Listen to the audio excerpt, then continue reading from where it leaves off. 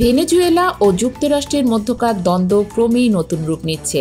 ক্যারিবীয় উপকূলের কাছে মার্কিন যুদ্ধজাহাজের উপস্থিতি এবং মাদুরো সরকারের বিরুদ্ধে বিস্ফোরক অভিযোগ আঞ্চলিক নিরাপত্তাকে ঝুঁকির মুখে ফেলেছে। এই প্রেক্ষাপটে ভেনেজুয়েলা এখন প্রকাশ্যেই যুদ্ধ প্রস্তুতির পথে এগোচ্ছে। মঙ্গলবার এক ভিডিও বার্তায় ভেনেজুয়েলার প্রতিরক্ষামন্ত্রী ভ্লাদিমির পাদ্রিনো জানান, দেশের উত্তর উপকূলে নজরদারি জোরদার করতে উল্লেখযোগ্য সংখ্যক ড্রোন ও বড় আকারের যুদ্ধজাহাজ মোতায়েন করা হয়েছে। তার ভাষায়, আমরা আমাদের আকাশসীমা ও সমুদ্র সীমায় সর্বোচ্চ নিরাপত্তা নিশ্চিতে প্রতিশ্রুতিবদ্ধ। এর আগে শনিবার রাজধানী কারাকাসে হাজার হাজার সাধারণ মানুষ স্বেচ্ছায় সেনাবাহিনীতে নাম লেখান। তাদের মধ্যে গৃহিণী, অবসরপ্রাপ্ত কর্মকর্তা, এমনকি সরকারি কর্মচারীরাও ছিলেন। দেশটির বামপন্থী প্রেসিডেন্ট নিকোলাস মাদুরো জানিয়ে দিয়েছেন, দেশব্যাপী ৪৫ লাখ মিলিশিয়া প্রস্তুত রাখা হয়েছে জাতীয় নিরাপত্তা নিশ্চিত করতে।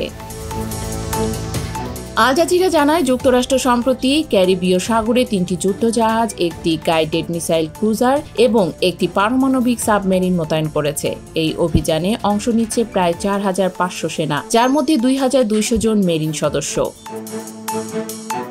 ওয়াশিংটনের ভাষ্যমতে এই মোতায়েন লাতিন আমেরিকার মাদক চোরাচালান দমন অভিযানের অংশ। তবে বিশ্লেষকরা বলছেন, এই পদক্ষেপ কেবল মাদক বিরোধী অভিযানের গণ্ডিতে সীমাবদ্ধ নয়, বরং এটি একটি কৌশলগত চাপ প্রয়োগ, যার লক্ষ্য মাদুরো সরকারকে দুর্বল করা। মার্কিন প্রশাসন সম্প্রতি প্রেসিডেন্ট মাদুরোকে আন্তর্জাতিক মাদক চক্রের নেতা হিসেবে অভিযুক্ত করেছেন এবং তার মাথার মূল্য বাড়িয়ে $৫০ মিলিয়ন ঘোষণা করেছে। একই সঙ্গে ভেনেজুয়েলার স্বরাষ্ট্রমন্ত্রীকে গ্রেপ্তার ও $২৫ মিলিয়ন পুরস্কার ঘোষণা করেছে ওয়াশিংটন। মাদুরো মার্কিন অভিযোগ উড়িয়ে দিয়ে বলেছেন, ভেনেজুয়েলা কোকেন উৎপাদন বা কোকা চাষের সঙ্গে যুক্ত নয়। এসব হয় প্রতিবেশী কলম্বিয়ায়, অথচ যুক্তরাষ্ট্র নিজের দেশের মাদকের চাহিদা ও ব্যবহার রোধে কোনো কার্যকর ব্যবস্থা নিচ্ছে না। বিশেষজ্ঞদের মতে, যদিও এই সামরিক উত্তেজনা উদ্বেগজনক, সরাসরি যুদ্ধের আশঙ্কা এখনো কম।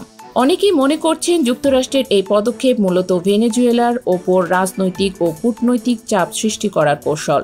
তবে ভেনেজুয়েলা যে এবার কেবল মুখে নয়, মাঠেও শক্ত প্রতিরোধ গড়ছে, তা আর বলার অপেক্ষা রাখে না।